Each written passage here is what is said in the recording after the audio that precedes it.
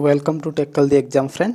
Modern history की MCQ series चल रही थी जिसमें हम आपको ब्रिटिश राज का आर्थिक प्रभाव जो भारत पर पड़ा उससे संबंधित क्वेश्चन करा रहे थे। फर्स्ट क्वेश्चन है, वह प्रथम भारतीय कौन था जिसने आर्थिक निकासी के सिद्धांत की ब्रिटिश पार्लियामेंट के हाउस ऑफ कॉमन्स में वर्चना की थी? तो इसका करेक्ट आंसर हो जाएगा ऑप्शन ए, दादा भाई नेहरू जी। और इनकी जो पुस्तक थी जिसमें यह आलोचना की गई उसका नाम है the poverty and un British rule in India. Next question है, निम्नलिखित में से ब्रिटिश सरकार की नीतियों के फलस्वरूप भारतीय कृषक वर्ग की निर्धनता का कौन सा प्रमुख कारण था? तो इसका करेक्ट आंसर होगा ऑप्शन डी, ब्रिटिश शासन के अधिकतम काल में कृषक वर्ग पर अधिक भूमि कर लगाना। नेक्स्ट क्वेश्चन है, निम्नलिखित में से किसने भारतीय कपड़ों के आयात पर भारी चुंगी लगाई थी? इसका करेक्ट आंसर हो जाएगा ऑप्शन डी। नेक्स्ट क्वेश्चन है,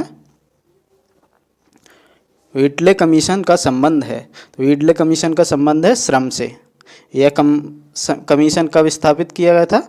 1929 में। नेक्स्ट क्वेश्चन है, 18वीं शताब्दी में बंगाल में वस्त्र उद्योग के अवसान का निम्नलिखित में से कौन सा कारण था? तो इसका करेक्ट आंसर होगा ऑप्शन सी, ब्रिटिश को होने वाले निर्यात की प्रशुल्क दर का ऊंचा होना। नेक्स्ट क्वेश्चन है, नीचे 4 उद्योग दिए गए हैं जो भारत में अंग्रेजी शासन की अवधि में विकसित हुए। तो इन कौन कौन से ये दिए गए हैं? जूट उद्योग, वस्त्र उद्योग, लोह इस्पात उद्योग, चीनी उद्योग।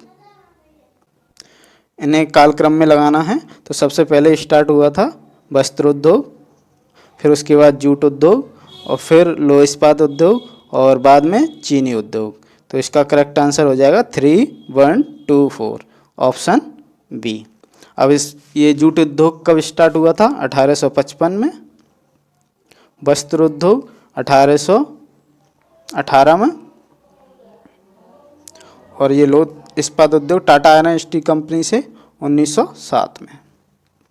नेक्स्ट क्वेश्चन है, निम्नलिखित में से किसने भारतीय कपड़ों के आयात पर भारी चुंगी लगाई अथवा रोक नहीं लगाई? इसका करेक्ट आंसर कौन सा होगा? इसका करेक्ट आंसर होगा डी, हॉलैंड। नेक्स्ट क्वेश्चन है, सूती कपड़ों के उत्पादन पर से आयात कर हटाने के लॉर्ड लिटन के निर्णय से निम्नलिखित में से किसे लाभ मिला? इसका करेक्ट आंसर होगा ब्रिटिश उद्योग को। ब्रिटिश उद्योग को लाभ ऐसे मिला कि आयात शुल्क कम हो गया जिससे उनके कपड़े और जो भी सूती वस्त्र थे वो सस्ते हो गए और उनकी नीलामी बिक्री अधिक होने लगी। नेक्स्ट क्वेश्चन है, दादा भाई नेहरू जी ने प्रथम बार भारतीय धन की इंग्लैंड को निकासी को अपने किस लेख में स्पष्ट किया? यह लेख था इंग्लैंड डेट टू इंडिया। तो ऑप्शन ए। एक नेक्स्ट क्वेश्चन है, निम्नलिखित में से किस उद्योग में पूंजी नहीं लगाई गई? इसका करेक्ट आंसर होगा ऑप्शन बी। मैंने आपको कल बताया था चीनी कपास उद्योग, वस्त्र उद्योग का एकाधिकार भारतीयों पर था, इसलिए विदेशी पूंजी इसमें नहीं लगाई गई। नेक्स्ट क्वेश्चन है, ईस्ट इंडिया कंपनी ने भारत से रकम भेजने की समस्या प्रारंभ में कैसे सुलझाई? तो इन्होंने प्रारंभ में जो समस्या थी यहाँ से रकम भेजते थे उसे सुलझाने के लिए नील की खेती करने लगे और चीन से अफीम का निर्यात करने लगे जिससे यहाँ का रुपया विदेश पहुँच जाए और उन्हें कोई भी रुपया देना न पड़े। नेक्स्ट क्वेश्चन है, कंपनी ने किस हेतु भारत में निवेश शब्द का प्रयोग किया? इसका करेक्ट आंसर होगा भारतीय वस्तुओं को खरीदने लिए उनके विलयन आयात। नेक्स्ट क्वेश्चन है, नीचे 4 उद्योग दिए गए हैं जो भारत में अंग्रेजी शासन की अवधि में विकसित हुए। इनका क्रम में ये क्वेश्चन आ चुका है, ये था। नेक्स्ट क्वेश्चन है, ब्रिटिश राज काल में महाजनी वर्ग के विकास का प्रमुख कारण था? इसका करेक्ट आंसर होगा किसानों से अधिक भू राजस्व की मांग। किसानों से अधिक भू राजस्व की मांग होती थी जिससे वो इसे चुकाने के लिए महाजनी लोगों से सूद पर धन लेते थे, ब्याज पर धन लेते थे, जिसकी वजह से महाजनी वर्ग का विकास हुआ। नेक्स्ट क्वेश्चन है, निम्नलिखित में से भारत में कंपनी के राजस्व के प्रमुख स्रोत थे? तो प्रमुख स्रोत थे भू राजस्व कर, नमक अफीम पर कर और साइरस। शायर, सीमा शुल्क, पथकर, उत्पादन कर। तो इसका करेक्ट आंसर होगा 1 to 5। नेक्स्ट क्वेश्चन है, बंगाल में 1757 से 1780 के बीच अंग्रेजों द्वारा किया गया संपत्ति का पलायन था। तो ये कितनी करोड़ पौंड की संपत्ति थी? 80 मिलियन पौंड की। नेक्स्ट क्वेश्चन है, सरकारी साख सुझाव किसने दिया? तो इसका करेक्ट आंसर होगा option A, Frederick Nicholson. Next question है, प्रथम वाणिज्यिक बैंक कहाँ स्थापित की गई थी? इसका करेक्ट आंसर होगा प्रथम वाणिज्यिक बैंक, अंग्रेजों ने अपना प्रमुख केंद्र कलकत्ता को बनाया था, तो प्रथम वाणिज्यिक बैंक कलकत्ता में ही स्थापित की गई थी।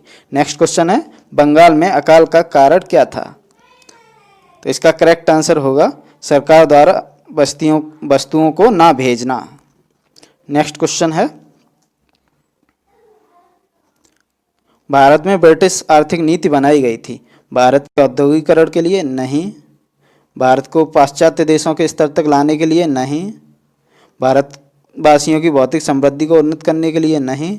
भारत को महानगरीय पूंजीवाद के कृषक उपाश्रित के रूप में परिवर्तित करने के लिए? यही इसका करेक्ट आंसर है। नेक्स्ट क्वेश्चन है, इन सम्मिलित करना है इनको। तो जो टाटा आयरन स्टील कंपनी है वो 1907 में बनी, और बंगाल आयरन स्टील कंपनी है ये बनी 1889। नेक्स्ट है Katni cement company. Next Tata hydro electric power है 1915, और कटनी सीमेंट कंपनी है, इसका आंसर है 1910। तो इस हिसाब से ए, बी, डी, सी, एक ये होगा ऑप्शन सी। नेक्स्ट क्वेश्चन है, निम्नलिखित युग में से कौन सा सही सुमेलित नहीं है? रैयतवाड़ी मद्रास में लागू की गई, तो ये सही है। स्थायी बंदोबस्त बंगाल में, ये भी सही है। महलवाड़ी उत्तर पश्चिमी प्रांत, इसे पंजाब या उत्तर पश्चिमी सीमांत प्रांत, ये भी सही है। ताल्लुकदारी बंदोबस्त बम्बई, नहीं, बम्बई में भी रैयतवाड़ी की गई थी, इसका आंसर होगा यही, सुमेलित नहीं है। नेक्स्ट क्वेश्चन है, भारत से इंग्लैंड को गृह प्रभार के अंतर्गत 1858 ईस्वी तक होने वाले धन के अपवाह में शामिल था। इसका करेक्ट आंसर ऑप्शन देख लेते हैं। ईस्ट इंडिया कंपनी के मालिकों को लाभांश का भुगतान उसके शेयर धारकों के भुगतान के लिए, ये भी था। सार्वजनिक ऋण पर ब्याज, ये भी था। रेलवे और सिंचाई संबंधी निर्माण कार्यों के लिए उधार ली गई भूमि पर प्रत्याभूत ब्याज, ये भी था। इंडिया ऑफिस के व्यय, ये नहीं था। तो इसका ऑप्शन हो जाएगा 134 सी, 123 ए। नेक्स्ट क्वेश्चन है, स्थायी बंदोबस्त के अधीन जमा किए गए भू राजस्व में जमींदारों का अंश था। इसका करेक्ट आंसर होगा ऑप्शन सी, 1/11। जो राजस्व लिया जाता था उसमें से 10 भाग 10/11 अंग्रेज रखते थे, ब्रिटिश कंपनी ले जाती थी, और 1/11 भाग जमींदार रखते थे।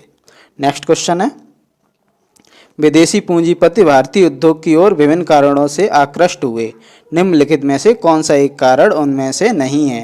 ये ध्यान रखना, नहीं ढूंढना है। इसका ऑप्शन देखते हैं। श्रम बहुत सस्ता था, ये सही बात है।